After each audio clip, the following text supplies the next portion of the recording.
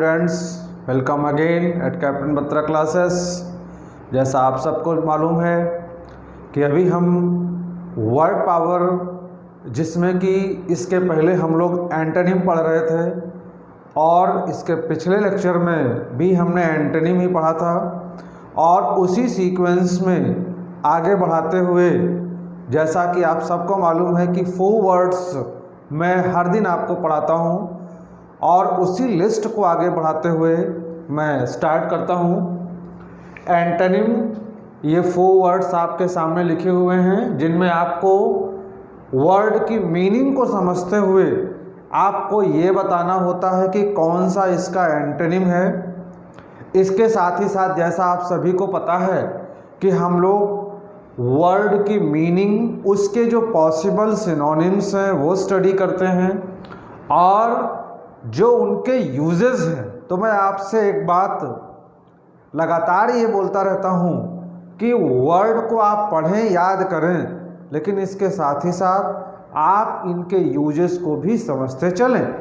और जहाँ पर भी आपको ये वर्ड मिले, मैगज़ीन में, न्यूज़पेपर में, न्यूज़ सुनने में, जहाँ भी आपको ये वर्ड मिले, आप इनको रिकॉल करें और वहाँ इनकी क्या मीनिंग है यूज़ में, ये समझने का प्रयास करें। तो आइए हम लोग अपने इस सीक्वेंस को शुरू करते हैं। आज के लेक्चर में पहला जो वर्ड लिखा है वो है वेटेरन, और आपको ये बताना है कि वेटेरन का एंटोनिम क्या होगा। तो फर्स्ट ऑफ ऑल हम ये सारे वर्ड्स की मीनिंग समझेंगे, लास्ट में आपको ये बताना है कि इसका एंटोनिम क्या है। तो पहला जो टर्म है वेटेरन, वेटेरन की मीनिंग होती है एक्सपीरियंस्ड। एक्सपीरियंस्ड का मतलब है कि अनुभवी। अगर मैं वेटेरन को शुद्ध हिंदी में कहूँ तो इसका मतलब होता है सलाका पुरुष। सलाका पुरुष का मतलब ये है कि कोई व्यक्ति अगर अपने काम में एक्सपर्ट है, जैसे हम ये बोलते हैं कि वेटेरन लीडर, यानी अगर कोई पॉलिटिकल पार्टी का कोई लीडर अगर वो अनुभवी है तो आप उसे वेटेरन कहते हैं। या हम बोलते हैं वेटेरन एक्टर, अगर कोई एक्टर, एक्ट्रेसेस अगर वो एक्सपीरियंस्ड है तो हम ये उसको वेटेरन एक्टर बोलते हैं। तो इस प्रकार से वेटेरन शब्द का मतलब ये है कि जो व्यक्ति अपने काम में अनुभवी हो, एक्सपर्ट हो। अब अगर हम एक्सपीरियंस को और आगे बढ़ाएं इस लिस्ट को, तो जैसा मैंने बोला कि इसमें हम लिखेंगे expert, adroit, ADROIT, adroit, skilled,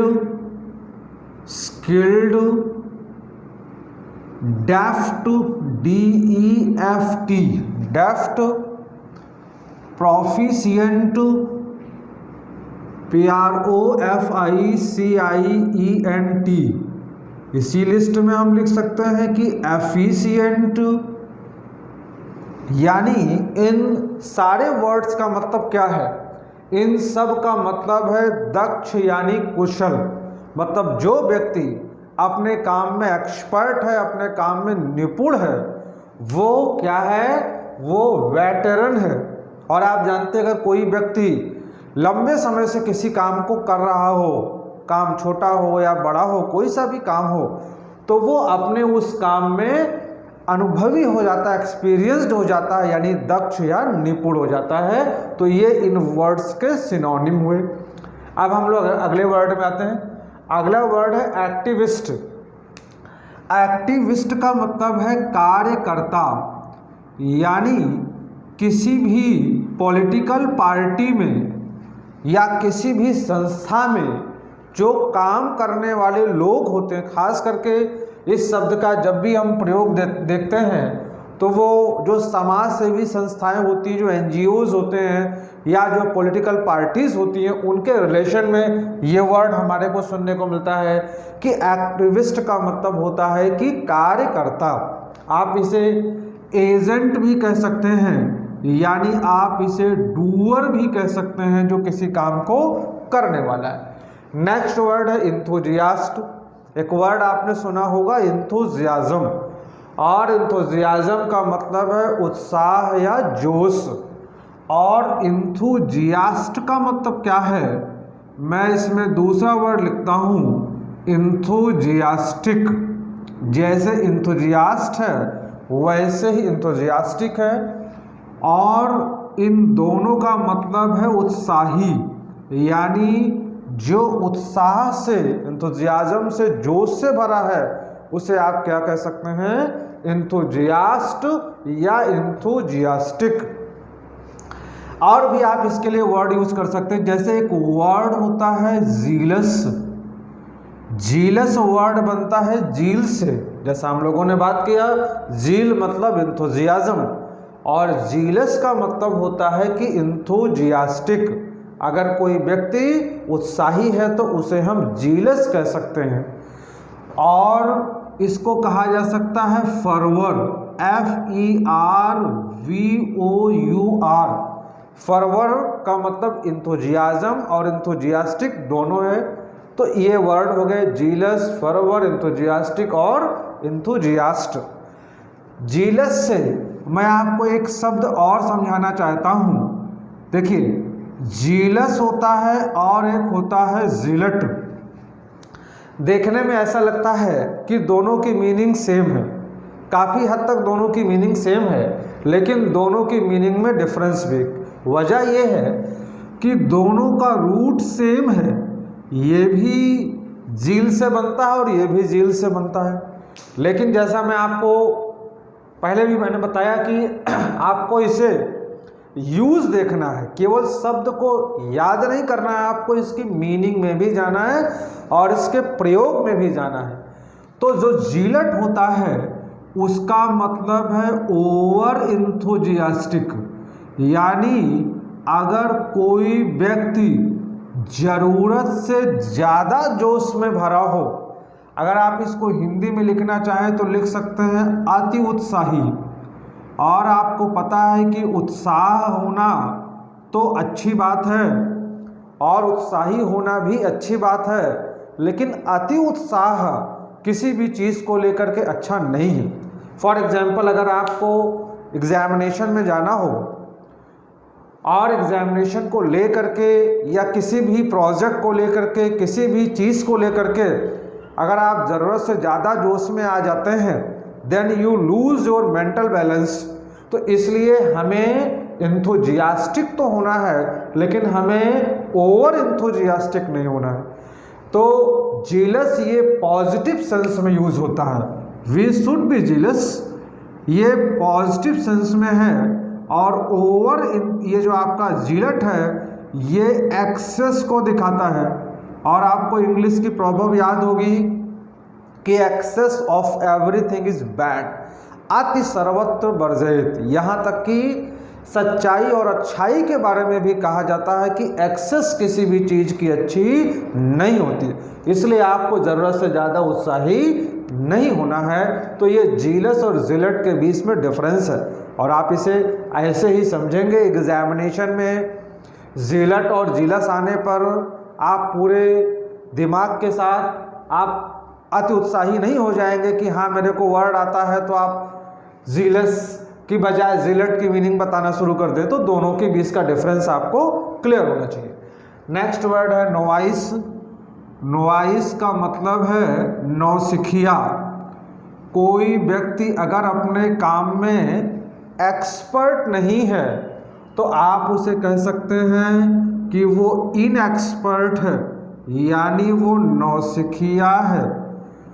या आप उसे कह सकते हो कि वो इमेच्योर है। मेच्योर का मतलब परिपक्व, मेच्योर मतलब एक्सपीरियंस्ड, और इमेच्योर का मतलब है कि इनएक्सपर्ट या इनएक्सपीरियंस्ड।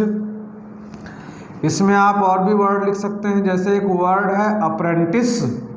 अप्रेंटिस का मतलब ये है कि जो व्यक्ति काम सीख रहा है, यानी जो लर्नर है, जो बिगिनर है।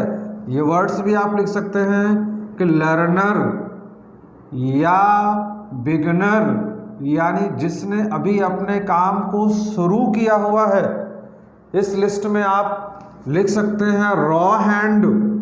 रॉ हैंड का मतलब है कि ऐसा आदमी जिसका हाथ कच्चा है, यानी जो इंसान अभी मैच्योर, एक्सपीरियंस, एक्सपर्ट नहीं हुआ।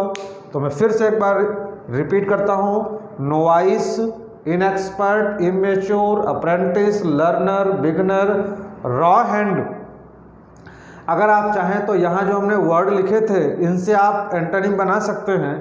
जैसे स्किल्ड लिखा है तो इसका अनस्किल्ड हो जाएगा, ऐसे ही एफिशिएंट लिखा है तो इसका अनएफिशिएंट हो जाएगा। तो इस प्रकार से इन सारे वर्ड्स का मतलब क्या है कि जो इंसान अपने काम में दक्ष ना हो, कुशल ना हो। Next term is master. Master word का यूज हम कई सेंस में करते हैं।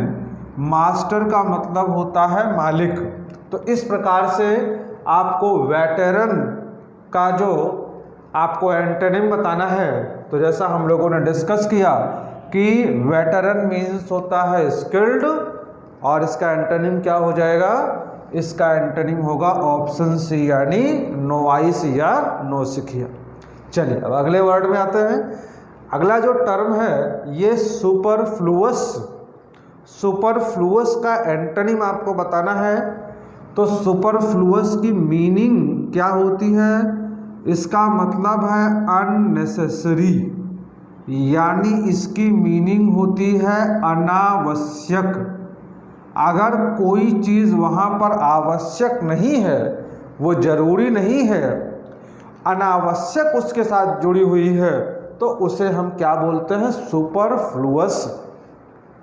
जैसे मैं इंग्लिश लैंग्वेज में मैं आपको एक एग्जाम्पल साइट करता हूँ। जैसे हम लोग बोलते हैं कि विद बैग एंड बैगेज, हम ये कहते हैं कि he went there with bag and baggage, या हम ये कहते हैं कि he is working with heart and soul. जब हम ये कह रहे होते हैं कि he went there with bag and baggage, तो ग्रामर के नियम के अकॉर्डिंग ये गलत है। आप विद बैग एंड बैगेज नहीं कह सकते, आप कहेंगे कि he went there bag and baggage. इसमें जो विद लिखा हुआ है दिस इज सुपरफ्लुअस, यानी यहाँ पर ये बेमतलब में अनावश्यक रूप से जुड़ा हुआ है। तो कोई भी वर्ड जब कहीं पर अनावश्यक जुड़ा रहता है तो इंग्लिश लैंग्वेज में उसे हम सुपरफ्लुअस एक्सप्रेशन कहते हैं, यानी वो अनावश्यक उसके साथ जुड़ा हुआ है। और मैं आपको एक एग्जांपल देता हूँ। जैसे लोग बोलते हैं कि ही रिटर्न्ड बैक। ही रिटर्न्ड बैक का मतलब ये हुआ कि वह वापस लौटा। अब आप जानते हो कि रिटर्न का मतलब खुद ही वापस आना होता है, तो इसमें आपको बैक लगाने की क्या ज़रूरत है। या तो आप ये कहें कि ही केम बैक, और या आप ये बोलिए कि ही रिटर्न्ड, यानी ये जो बैक है दिस इज सुपरफ्लुअस, या ये जो विद है दिस इज सुपरफ्लुअस। तो इंग्लिश लैंग्वेज में बहुत सारे ऐसे वर्ड हैं, बहुत सारे ऐसे फ्रेजेस हैं जिनके साथ कुछ वर्ड अनावश्यक लगे हुए। तो हम लोग वर्ड पढ़ रहे थे सुपरफ्लुअस। सुपरफ्लुअस मीन्स होता है अननेसेसरी, यानी जहाँ पर उसकी रिक्वायरमेंट ना हो, that is called superfluous. Next word is essential.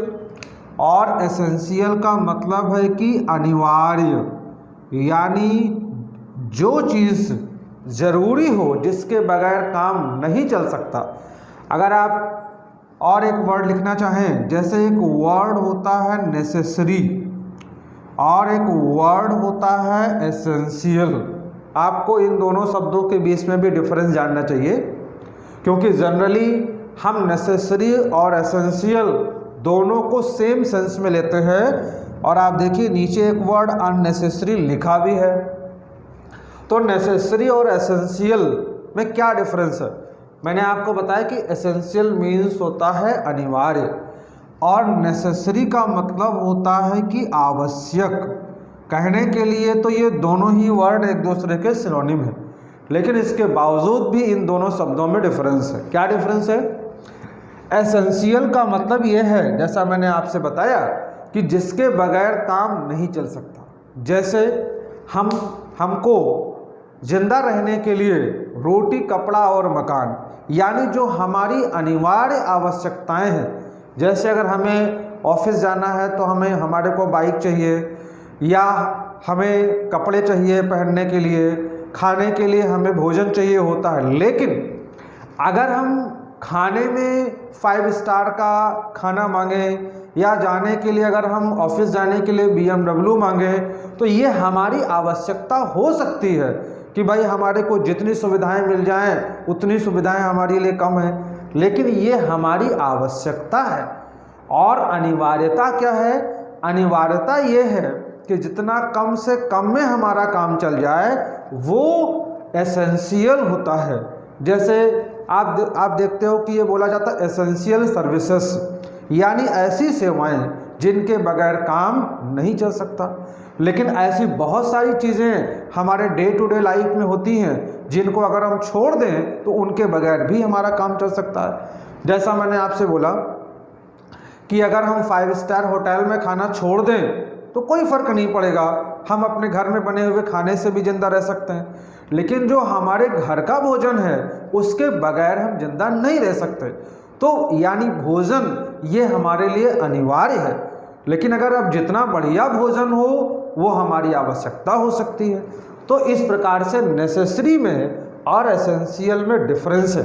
यानी नेसेसरी ये हमारी इच्छाएं हैं जो कि बढ़ती चली जाती हैं। तो इस प्रकार से नेसेसरी और एसेंशियल के बीच का ये डिफरेंस है। Next word is historical. कुछ लोग इसको हिस्टोरिकल पढ़ते हैं और इसमें आर साइलेंट कर देते हैं, और कुछ लोग इसमें एच साइलेंट कर देते हैं और इसको रिटोरिकल पढ़ते हैं। This is the matter of pronunciation. मैं इस बात में नहीं जा रहा हूँ कि हम इसे क्या प्रोनाउंस करेंगे, लेकिन कुछ इसको रिटोरिकल और कुछ लोग इसको हिस्टोरिकल प्रोनाउंस करते हैं, और मैं दोनों ही प्रोनाउंसिएशन आपको बता रहा हूँ। तो हिस्टोरिकल या रिटोरिकल का मतलब क्या है? इसका अर्थ होता है कि रिलेटेड टू लिटरेचर, यानी जो चीज़ साहित्य से रिलेटेड होती है उसको हम हिस्टोरिकल कहते हैं। हिस्टोरिकल मतलब हिंदी में इसे कहते हैं साहित्य शास्त्र, यानी जो चीज़ लिटरेचर से रिलेटेड होती है। जैसे हमने कहा हिस्टोरिकल डिस्कशन, यानी ऐसा डिस्कशन, ऐसी बातचीत, ऐसा वार्तालाप जो लिटरेचर पर हो रहा है वो हिस्टोरिकल है।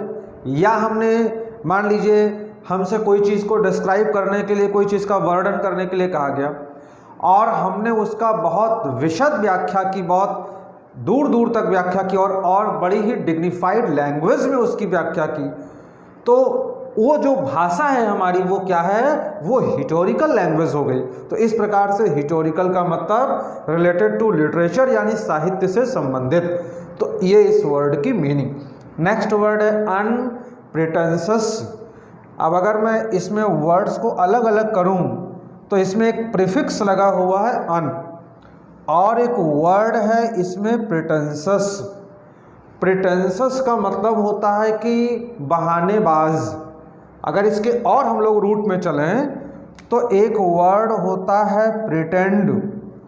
प्रिटेंड का मतलब होता है बहाना बनाना, बहाना करना। जैसे कुछ लोग हैं वो हर चीज़ में बहाने बनाते हैं, बात होती कुछ और है और वो दिखाते कुछ और है। तो प्रिटेंड का मतलब है ढोंग करना, प्रिटेंड का मतलब है बहाना बनाना। और प्रिटेंशियस मीन्स हो गया कि जो व्यक्ति बहाना बना रहा है, यानी जो व्यक्ति ढोंगी है। और अगर हम अनप्रिटेंशियस की मीनिंग लें तो अनप्रिटेंशियस का अर्थ हो गया कि सिंपल, यानी जो व्यक्ति सीधा है, सिंपल है, जिसमें उसने कोई दुराव नहीं किया, कोई बात नहीं की, सीधी सी बात कह दिया, तो उसे हम क्या कहेंगे? उसे हम अनप्रिटेंशियस कहेंगे। अनप्रिटेंशियस का मतलब बिल्कुल साफ सुथरा बात कहना, ये अनप्रिटेंशियस हो गया। Next word is unnecessary. जैसा हम लोग पहले भी लिख चुके हैं कि अननेसेसरी का मतलब है अनावश्यक, यानी जहाँ पर उस चीज़ की कोई ज़रूरत नहीं है वो क्या हो गया? वो अनावश्यक है। तो आपको सुपरफ्लुअस का एंटोनिम बताना था। आपने देखा कि सुपरफ्लुअस की मीनिंग है अननेसेसरी, तो इसका एंटोनिम क्या हो जाएगा? इसका एंटोनिम हो जाएगा ऑप्शन ए यानी एसेंशियल। तो एसेंशियल का मतलब जो अनिवार्य है, जिसके बगैर काम नहीं चल सकता, और सुपरफ्लुअस का मतलब है कि जिसकी कोई वहाँ पर ज़रूरत ही नहीं। तो आपने देखा कि ये इसका एंटोनिम हुआ। अब हम अगले वर्ड में आते हैं। Next word is equilibrium. और ध्यान दीजिएगा कि इक्विलिब्रियम की स्पेलिंग भी नॉन कमीशन एग्जामिनेशन में, आजकल तो CDS में भी ये क्वेश्चन आने लगा है, नॉन कमीशन यानी एयरफोर्स XY नेवी SSR के एग्जामिनेशंस में स्पेलिंग के क्वेश्चन आते हैं। और इक्विलिब्रियम इस क्वेश्चन को कई बार पूछा जा चुका एग्जामिनेशन में। तो मैं अब स्टार्ट करता हूँ। इक्विलिब्रियम की मीनिंग क्या होती है? इक्विलिब्रियम का मतलब है परफेक्ट बैलेंस, यानी किसी चीज़ का पूर्ण संतुलन, पूरी तरह से कोई चीज़ का संतुलित होना, इसको हम क्या कहते हैं? इसको हम इक्विलिब्रियम कहते हैं। यानी ध्यान दीजिएगा, परफेक्ट बैलेंस जिसमें कहीं पर कुछ भी इम्बैलेंस नहीं है, तो उसको हम इक्विलिब्रियम कहते हैं। नेक्स्ट वर्ड है कैकोफोनी। कैकोफोनी को अगर मैं हिंदी में लिखूं तो इसका अर्थ होता है कि कर्कश ध्वनि, यानी ऐसी साउंड जो आपको अच्छी नहीं लगती, उसे हम कैकोफोनी कहते हैं। आप इसको ये भी लिख सकते हैं कि नॉट मेलोडियस, यानी मेलोडियस का मतलब होता है कि जो स्वीट है, जैसे हम बोलते हैं कि हॉन्टिंग मेलोडी, मेलोडी का मतलब है कि स्वीट सॉन्ग, और मेलोडियस मीन्स स्वीट, और कैकोफोनी मीन्स हो जाएगा कि नॉट मेलोडियस, यानी जो स्वीट नहीं है। आप इसमें और भी वर्ड लिख सकते हैं, जैसे एक वर्ड है स्ट्रिंजेंट। स्ट्रिंजेंट का मतलब होता है कि नॉट स्वीट, यानी जो आवाज़ मधुर नहीं है। Next term is harmony. Harmony का मतलब है सामंजस्य। सामंजस्य का मतलब क्या है? जैसे आपको मालूम है कि हम सोसाइटी में रहते हैं, हम समाज में रहते हैं, या हम अपने घर में रहते हैं, तो हम अपने घर में घर के जो मेंबर्स होते हैं, हमारे जो पेरेंट्स हैं, हमारे जो एल्डर्स हैं, यंगर्स हैं, हम उनसे एक आपस में एक हार्मनी डेवलप करके रखते हैं, उनके साथ हम एक सामंजस्य बिठा करके रखते हैं, उसे हम हार्मनी कहते हैं। और अगर थोड़ा आगे बढ़े, जैसा मैं आपको बता रहा कि समाज में अलग अलग धर्म के लोग, अलग अलग पंथ के लोग, अलग अलग विचार के लोग रहते हैं, तो इसका ये मतलब नहीं कि अब हम लोग साथ में नहीं रहेंगे। सामंजस्य का मतलब ये है कि एक दूसरे के साथ तालमेल बिठा करके रखना। अगर मैं सामंजस्य में एक वर्ड लिखूं, जैसे हम बोलते हैं कि रिलीजियस हार्मनी। रिलीजियस हार्मनी का मतलब है कि धार्मिक सामंजस्य, यानी हमारे देश में हमें अपना धर्म मानने का, उसे प्रचार करने का, उसमें विश्वास करने का अधिकार है, लेकिन हम दूसरे के धर्म को ऑफेंड नहीं कर सकते, उस पर हम टिप्पणी नहीं कर सकते, कमेंट नहीं कर सकते, उसको अपना रिलीजन मानने से मना नहीं कर सकते। तो इस प्रकार से हमारा भी अस्तित्व रहे और दूसरे का भी अस्तित्व रहे, एक साथ तालमेल बिठा करके चलने को हम सामंजस्य, उसे हम हार्मनी कहते हैं। तो ये रिलीजियस हार्मनी का मतलब धार्मिक सामंजस्य। तो ये है हार्मनी मीन्स सामंजस्य या तालमेल। नेक्स्ट वर्ड है इम्बैलेंस। जैसा हम लोग डिस्कस कर रहे थे, बैलेंस के पहले इम लगा है। बैलेंस का मतलब जो हम लोग इक्विलिब्रियम की मीनिंग की बात कर रहे थे, तो इक्विलिब्रियम का मतलब है बैलेंस। और अगर इसमें हम एक प्रीफिक्स आपको पता है कि वर्ड के पहले लगते हैं, और वो वर्ड की मीनिंग को नॉर्मली ज़्यादातर केसेस में वो वर्ड की मीनिंग को अपोजिट डायरेक्शन में चेंज कर देते हैं। जैसे बैलेंस का मतलब क्या है? संतुलन, और इम्बैलेंस का मतलब क्या है? असंतुलन। तो इस प्रकार से इम्बैलेंस मीन्स हो गया असंतुलन, संतुलन का अपोजिट। अब आपको यहीं पर आंसर भी मिल गया। इसका एंटोनिम क्या होगा इक्विलिब्रियम का? Option C. Next word is awkward.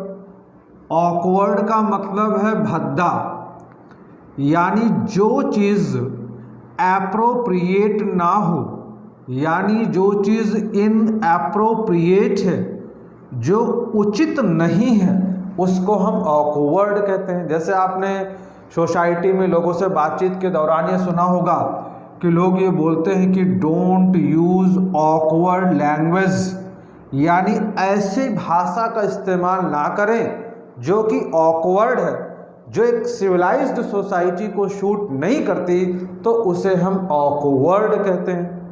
तो ऑकवर्ड पर्सनैलिटी भी हो सकती है कि अगर आपका पर्सनैलिटी डी शेप है तो आप यू आर लुकिंग ऑकवर्ड। तो ऑकवर्ड का मतलब ये है कि जो चीज़ एप्रोप्रिएट नहीं है, जो चीज़ इनएप्रोप्रिएट है, जो चीज़ वहाँ पर उचित नहीं है।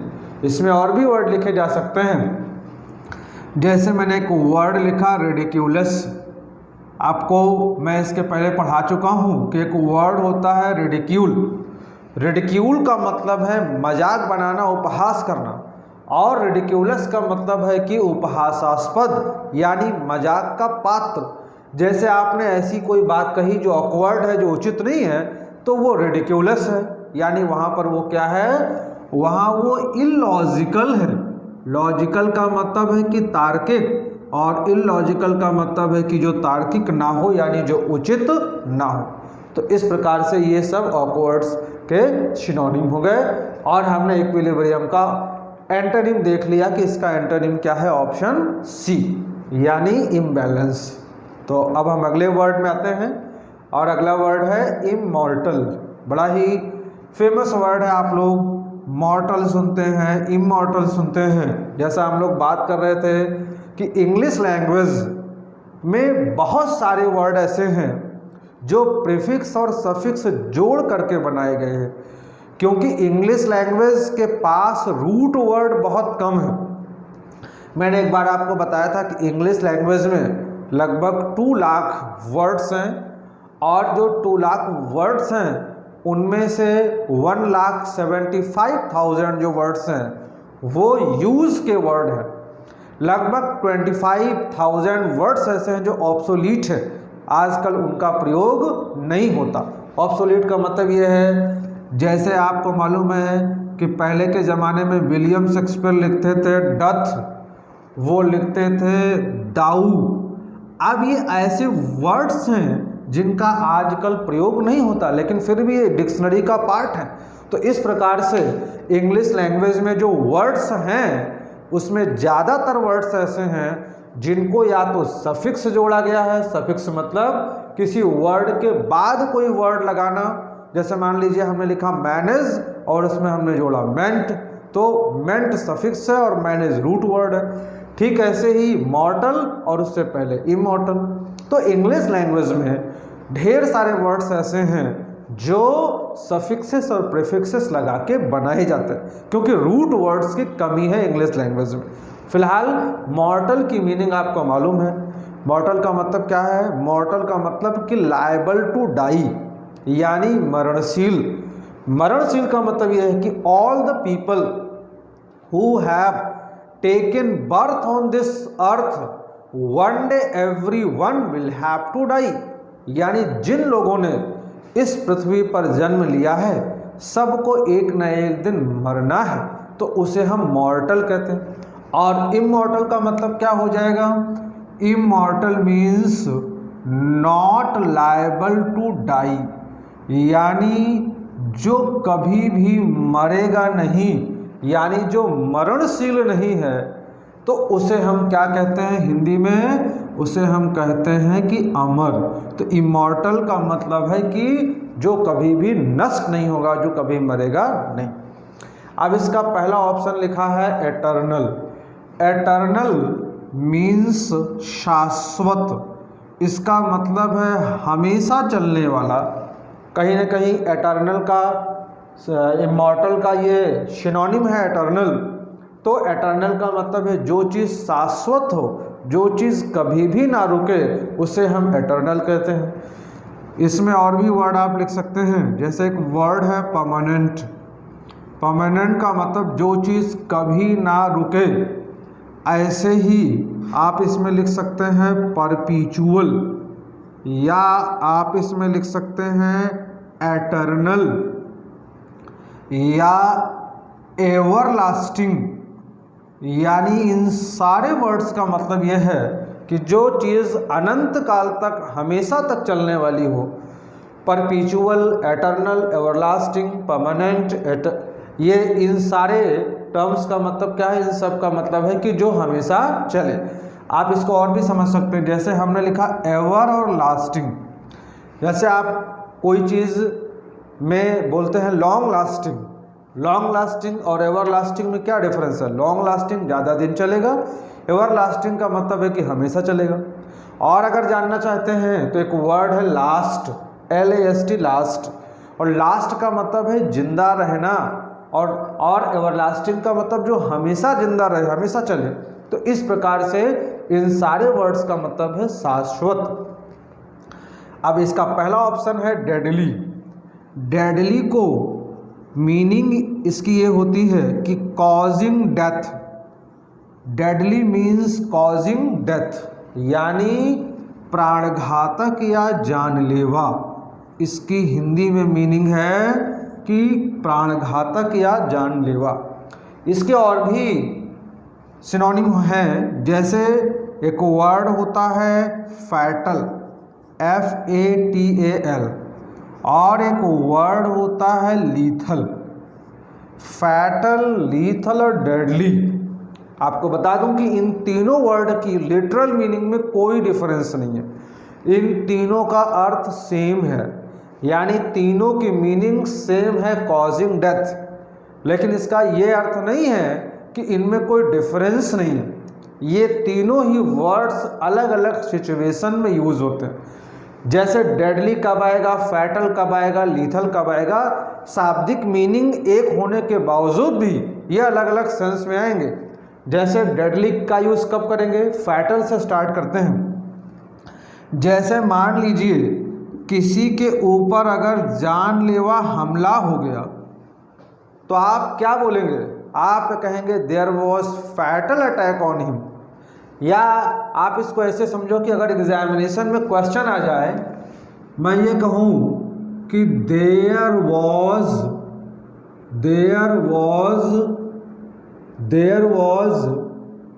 Blank attack on him. ये मैंने आपको क्वेश्चन दिया और एक फिल इन द ब्लैंक है जिसमें आपको ऑप्शन भरना है। अब आपको इसमें लिखना यह है कि इसमें फैटल होगा कि लीथल होगा कि डेडली होगा। अब यहाँ पर मीनिंग तो तीनों की सेम है। ये बात आप कैसे बता पाओगे कि इसमें कौन सा वर्ड होगा? यानी अब ये डिपेंड इस बात पर करता है कि आप वर्ड का प्रयोग जानते हैं कि नहीं, शब्द का यूज जानते हैं कि नहीं जानते, कि अब किस जगह पर कौन सा वर्ड होगा। तो जैसा मैंने आपको बताया कि अगर किसी के ऊपर जानलेवा हमला हुआ तो वहाँ आप फैटल अटैक कहेंगे। अब आप ये नहीं कह सकते कि देयर वॉज लीथल अटैक या डेडली अटैक। बोलचाल में आप बेशक कोई भी बोल सकता है, लेकिन जब ये मामला एग्जैक्टली यूज़ करने का होगा तो आप वहाँ पर अटैक के साथ फैटल का यूज़ करेंगे। अब अगले वर्ड में आते हैं, जैसे डेडली लिखा है। मान लीजिए कि किसी को अगर जानलेवा बीमारी हो गई, या अगर मैं ये लिखूं कि कैंसर ब्लैंक आ डिजीज़, यानी कैंसर एक जानलेवा बीमारी है, तो अब आप ये नहीं कह सकते cancer is a fatal disease. आप कहेंगे कि cancer is a deadly disease, यानी कैंसर एक जानलेवा बीमारी है। क्योंकि अगर कोई बीमारी जानलेवा है, प्राणघातक है, तो इंग्लिश लैंग्वेज में हम डेडली वर्ड का यूज़ करते हैं। यानी दोनों में कितना डिफरेंस है कि फैटल कहाँ पर आएगा और डेडली कहाँ पर आएगा। अगला जो टर्म है वो है लीथल। लीथल का यूज़ हम कब करते हैं? लीथल का यूज़ हम ऑब्स्ट्रैक्ट सेंस में करते हैं। ऑब्स्ट्रैक्ट का मतलब क्या? ऑब्स्ट्रैक्ट मतलब जो चीज़ें हमें दिखाई नहीं देती। सपोज दैट कि कहीं पर कोई डिजास्टर आया, कोई भूकंप हुआ, बाढ़ आई, इस प्रकार का कोई आपदा अगर आ गई या किसी के साथ ऐसी कोई घटना हो गई जिस घटना का उसके ऊपर जानलेवा असर हुआ, तो अब आप ये कहेंगे कि there was lethal effect of this incident on him, यानी उसके ऊपर इस घटना का जानलेवा असर यानी लीथल इफेक्ट। अब ये नहीं बोल सकते कि फैटल इफेक्ट या डेडली इफेक्ट, बल्कि क्या कहेंगे कि वहाँ पर लीथल इफेक्ट, क्योंकि ये बात हम ऑब्स्ट्रैक्ट सेंस में करते हैं। तो जो चीज़ें हमें दिखाई नहीं देती वहाँ पर हम लीथल वर्ड का यूज़ करते हैं। तो आपने ये देखा कि बेशक डेडली, फैटल और लीथल की मीनिंग सेम है, लेकिन तीनों का ही प्रयोग अलग अलग कंडीशन में होता। तो शब्दों को जब भी हम पढ़ें तो हमेशा उनके यूज़ में जाने की कोशिश करें, केवल उनकी मीनिंग रट लेने से कोई काम नहीं होगा। तो नेक्स्ट वर्ड है टेम्परेरी। टेम्परेरी का मतलब है कि जो चीज़ नॉट लॉन्ग लास्टिंग, यानी जो चीज़ ज़्यादा दिनों तक चलने वाली नहीं है, कुल मिलाकर के जो चीज़ क्षणिक है, जो कम समय तक चलने वाली चीज़ है, उसे हम क्या कहते हैं? उसको हम टेम्परेरी कहते हैं। Temporary means not long lasting. इसमें और भी वर्ड लिखे जा सकते हैं, जैसे एक वर्ड है ट्रांजिएंट, ट्रांजिएंट या शॉर्ट लिव्ड, शॉर्ट लिव्ड या करसरी, CURSORY। इन सारे वर्ड्स का मतलब है टेम्परेरी। जैसे ट्रांजिएंट मतलब जो चीज़ बहुत कम समय के लिए हो, शॉर्ट लिव्ड जो चीज़ बहुत कम समय के लिए हो, करसरी का मतलब भी है क्षणिक। इसको आप यहाँ से भी समझ सकते हैं कि कंप्यूटर में, मॉनिटर में जो स्क्रीन होता है उस पर एक ब्लिंकिंग लाइन, एक कर्सर चलता रहता है और वो बहुत कम समय के लिए अगर आप उसे चलाएंगे तो बहुत जल्दी जल्दी चलेगा, यानी कर्सरी। जैसे इंग्लिश लैंग्वेज में हम बोलते हैं कर्सरी ग्लैंस। कर्सरी ग्लैंस का मतलब है कि किसी चीज़ पर, जैसे ये हमारे सामने बोर्ड है, हमने इसको देखा और फिर हम इधर हो गए, तो इसे हम कहते हैं कर्सरी ग्लैंस, यानी बहुत कम समय के लिए, यानी कुल मिला के ये टेम्परेरी का सिनोनिम है। तो इन सारे वर्ड्स का मतलब है कि क्षणिक जो चीज़ें कम समय के लिए हैं, ज़्यादा देर तक चलने वाली नहीं। नेक्स्ट वर्ड है लॉजिकल। लॉजिकल को आप हिंदी में कहेंगे तार्किक। तार्किक का मतलब ये है कि जो चीज़ उचित है, यानी यहाँ जो हमने वर्ड पढ़ा था एप्रोप्रिएट, उसका हम इसको सिनोनिम कह सकते हैं। लेकिन इसमें हम कुछ दूसरे वर्ड्स लेंगे, जैसे एक वर्ड होता है पर्टिनेंट। पर्टिनेंट का मतलब है कि जो चीज़ टू द पॉइंट है, या एक वर्ड है रेशनल। रेशनल मीन्स होता है लॉजिकल। जैसे सोक्रेटिस ने कहा है कि man is a rational animal, इंसान एक लॉजिकल प्राणी होता है। इस पृथ्वी पर इंसान ही केवल ऐसा है जो तर्क कर सकता है। बाकी जानवर, गाय, भैंस, भेड़, बकरी, ये सब लॉजिक नहीं कर सकते कि नहीं ये ऐसा क्यों। अगर लॉजिक करने का जो काम है वो केवल इंसान ही कर सकता है। तो रेशनल मीन्स होता है लॉजिकल। और भी आप वर्ड बोल सकते हैं, एक वर्ड है रेलिवेंट। रेलिवेंट का मतलब है कि टू द पॉइंट, यानी प्रासंगिक।